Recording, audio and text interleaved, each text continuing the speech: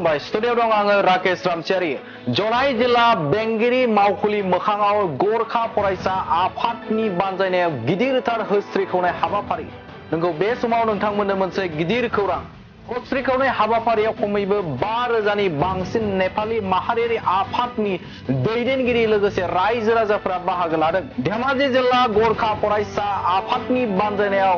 रायजो राजाफोरनि हेफाजाबजों दिनै जनाय जिल्ला बेंगिरि मावखुलि मोखाङाव गिदिरथार हस्त्रिखौनाय हाबाफारि लायो मख'नो गोनांदि थांनाय साननैसो सिगां मिशन बसुन्धरा 2.0 अधीनाव जनाय सार्कल अफिसाराव नेपाली माहारियारि सुबुंफोरखौ हानि मोनथाय गैया होननायखौ लानानै थांनाय साननैसो सिगां जनाय सार्कल अफिसारखौ निमाहा बिनांगौ होननानै खौरां मेलनि गेजेरजों बुंथिदोंमोनब्लाबो मानिनानै लायाखैमोन दिनै जनाय जिल्ला बेंगिरि मावखुलि मोखाङाव गिदिरथार हस्त्रि खावनाय हाबाफारि लायो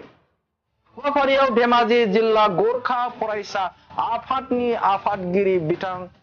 समराज पुरिया खौरां बिजोंनि गेजेरजों बुंथिदोंदि जोंनि दाबिखौ मानिनानै लायाब्ला बेनिफ्राय बांसिन गिदिर हस्त्रिखावनाय हाबाफारि लानाय जागोन राजा लामायाव जथेगोन होननानैबो बुंथिदों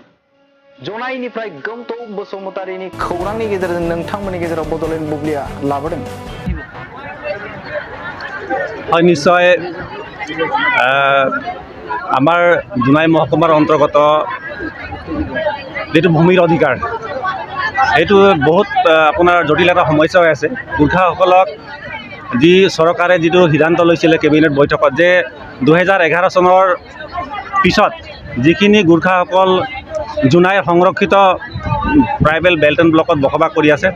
माटिर पट्टा बा भूमिर अधिकार दी लगे किन्तु दुखर विषय जे आमार यार जी महकुमा प्रशासन बा एडमिनिस्ट्रेटिवे आमार गोरखासकर जी अधिकार भूमिर अधिकार क्षेत्र में बहुत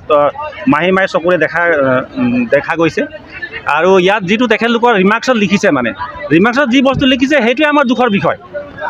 इतना जी शब्द लिखिसे तारमाने आपलोक शुनाई दिसो रिजेक्टेड बाय ए सार्कल अफिसार land is within tribal belt and block बाट the applicant is not permanent resident of that tribal belt and block सब किमान दुखर कथा ये अरे याते जन्मग्रहण करी याते पढ़ा शुना करी याते जीवन जीविका करी आइसे आमार गोरखासकल किन्तु এই কথাটোৱে কি হৈছে এতিয়া আৰু ইয়াত লিখিছে আপোনাৰ লিখিছে লগত লিখিছে he does not belong protected class under chapter 10 of Assam land and revenue regulation 1886 এইটো সাৰ্কল অফিচাৰৰ নোট চিৰত লিখা আছে মানে তাৰ মানে কি গোৰখাসকলক বিদেশী বুলি ভাবি আছে নেকি এতিয়ালৈকে তেখেতলোকে মানে কি অৰ্থ এই কথাটো বুজাইছে এইটোৱে আমাৰ দুখৰ বিষয় ইয়াত লিখিব লাগিছিল যদি ডকুমেণ্ট নাই বুলি লিখিব লাগিছিল যদি প্ৰজাটো যদি আমাৰ ইয়াত নথি পত্ৰ নাই সেই বস্তু লিখিব লাগিছিল কিন্তু ইয়াৰ বাসিন্দা নহয় ইয়াত প্ৰটেক্টেড ক্লাছ নহয় বুলি উত্থাপন কৰাটো আমি ইয়াত অপমান বোধ কৰিছো নিজকে মানে গোৰখা এটা সম্প্ৰদায় হৈ কিনি গতিকে আমি আপোনালোকৰ জৰিয়তে এই জোনাই মহকুমা প্ৰশাসনক এই শব্দ উঠাই ল'বলৈ অনুৰোধ জনাইছো আৰু ইয়াৰ আল্টিমেটাম আজি ইতিমধ্যে শেষ হৈছে আৰু আজি ইয়াত আহি ইয়াৰ প্ৰশাসনে আমাৰ ওচৰত ইয়াৰ কাৰণে ক্ষমা খুজিব লাগিব তেতিয়াহে আমাৰ পৰৱৰ্তী আন্দোলন আমি স্থগিত ৰাখিম আৰু অনতিবিলম্বে যিবিলাক আমাৰ লেফ্ট হৈ আছে মোৰ দেন 500 ফেমিলি আমাৰ গোৰখাসকলৰ এতিয়াও এই আপোনাৰ ৰিজেক্টেড হৈ আছে এতিয়ালৈকে জোনাই মহকুমাত গতিকে এইটো এটা বহুত জটিল সমস্যা গতিকে এইটো বিষয়ত আমি মাত মাতিবৰ কাৰণে আজি হদল বলে গোটেই ধেমাজি জিলাৰ বিভিন্ন ক্ষেত্ৰৰ পৰা গোৰখাসকল ইয়াত ওলাই আহিছে আৰু ইয়াক আজিৰ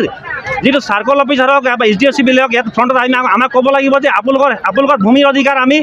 আমুক মাহৰ ভিতৰত আমি সমস্যা সমাধান কৰি দিম বুলি আমাক লিখিত দিব লাগিব তেতিয়াহে আমি পৰৱৰ্তী কাৰ্যসূচী স্থগিত ৰাখিবলৈ আমি ভাবিবলৈ বাধ্য হ'ম তাৰমানে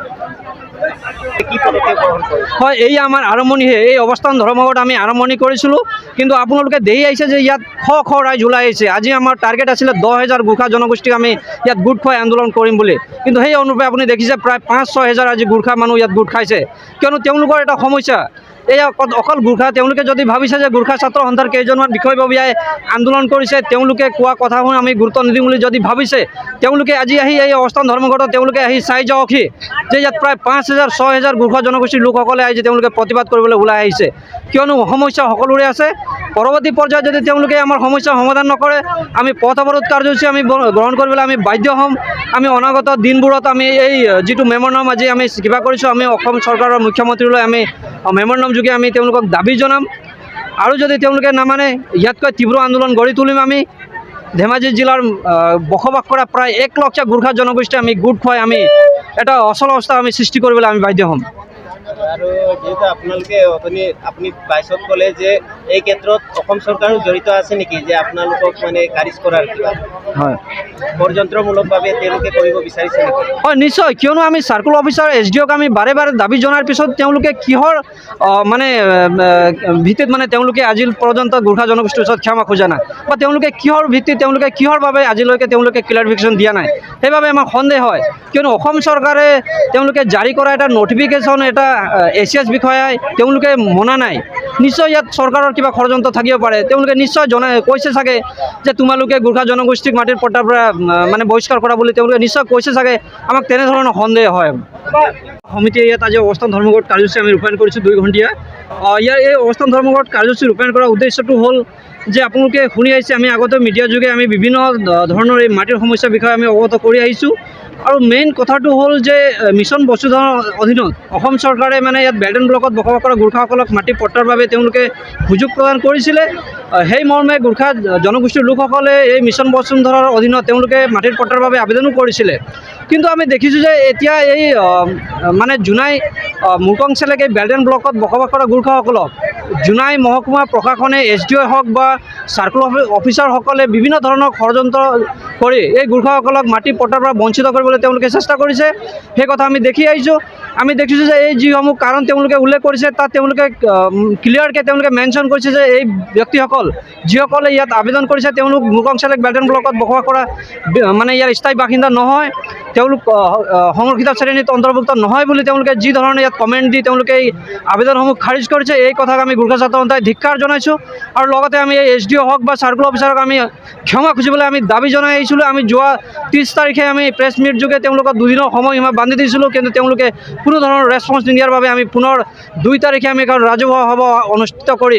আজি এই অৱস্থান ধৰ্মঘট আমি অনুষ্ঠিত কৰাৰ আমি সিদ্ধান্ত গ্ৰহণ কৰিলোঁ। আৰু আমাৰ এটাই দাবী যে তেওঁলোকে আহি গোৰ্খা জনগোষ্ঠীৰ ওচৰত ক্ষমা খুজিব লাগিব। তেওঁলোকে কি কাৰণত এই গোৰ্খাসকলক ইয়াৰ বেল্ট এণ্ড ব্লকৰ বাসিন্দা নহয় বুলি ক'ব পালে, তেওঁলোকে কি অধিকাৰত গোৰ্খাসকল সংৰক্ষিত শ্ৰেণীৰ অধিকাৰ নহয় বুলি তেওঁলোকে ক'ব পালে। কিয়নো গোৰ্খাসকল সংৰক্ষিত শ্ৰেণীত অন্তৰ্ভুক্ত হোৱা কথাটো